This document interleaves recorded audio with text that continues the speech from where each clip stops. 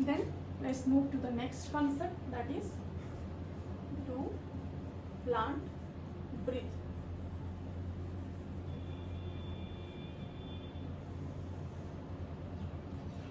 We all know that whether it may be plant, it may be animal, it needs food. Why plant need food? Plant can prepare its own food. And why plant need food? It's because suppose this is the plant.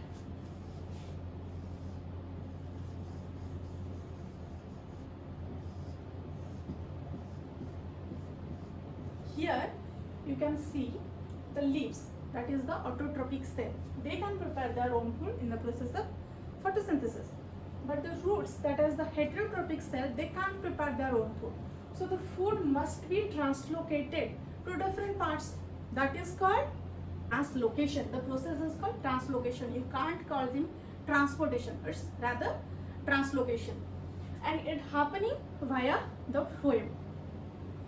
So the whether it may be plant cell or animal cell or need food or energy, plant or animal, it need energy for doing all the works. We know that we have lungs, our main respiratory organ, but is there any lungs inside the plants? Is there any lungs? No, there is no lungs. Is there any respiratory organs like lungs? Answer is also no. There is no respiratory organs, special respiratory organs for the respiration of the plants, in the plants. And how, if respiratory organs are not there, how it will perform its breathing or it performs gaseous exchange?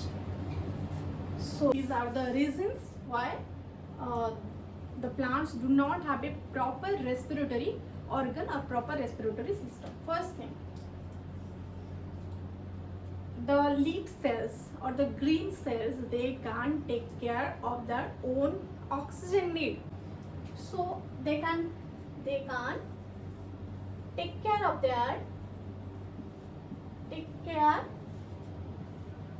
of their own oxygen need. They can take care of their own oxygen need, so they do not need extra oxygen. Second thing, here the living cell that is present superficially in the plant. You already know that in the phloem cell a lot of cells are dead. So the living cell that is present superficially on the plant, a lot of small pore-like structure are present, that is called lenticell. They are directly make contact with the cells with the atmosphere, so that through the lenticell the gaseous exchange can be done. Through lenticels the gaseous exchange can happen, and that connect the living cell with the atmosphere directly. And the third thing, the cells are very close to each other, very close.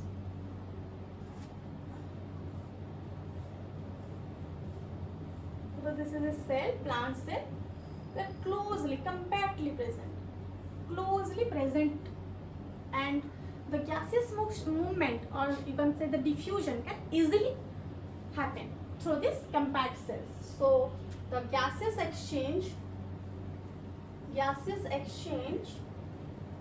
can be happen through the process diffusion, that is the movement of particles from higher concentration to lower concentration.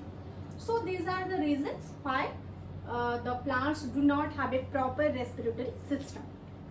Then let's move to our next concept, that is called glycolysis.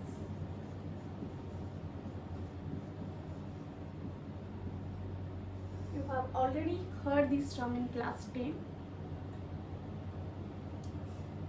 So glycolysis comes from two words, that is the Greek word glykos, means sugar, and the lysis. Lysis means breakdown or splitting.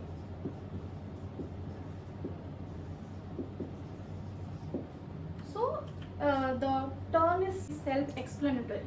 That is sugar, the breakdown of sugar or the splitting of sugar molecules. That is the glycolysis. First, we should know some things about the glycolysis, that where it is happening, or in which kind of cells it's happening, how many chemical reactions are involved in glycolysis, and which type of enzymes are involved in glycolysis. So first, you should know something about the glycolysis, that the basics of glycolysis, that the location or where it is happening. First, you should remember that it is happening both in prokaryotes and eukaryotes. So, both prokaryotes or prokaryotic cell and eukaryotes can perform glycolysis. Okay, then the next thing, where it is happening? It is happening, or you can say the location of glycolysis. It is happening inside the cytoplasm.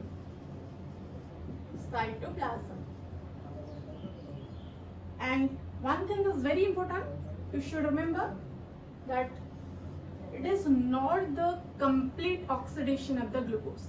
It is the partial oxidation of glucose. It is the partial oxidation of glucose. It can be glucose or any hexose sugar molecule. And no carbon dioxide formation happens in the glycolysis. That means no carbon dioxide formation happens in glycolysis. So no carbon dioxide formation.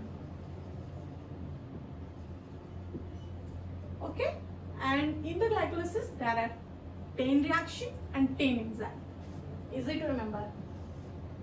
10 reactions and how many enzymes? 10 enzymes. 10 reaction and 10 enzyme. Then we know that the energy is released in the respiration process. So there must be some energy released in the glycolysis process. So both form of energy, both ATP and NADH is produced. Okay, so these are the basics of glycolysis. So let's study in detail of glycolysis.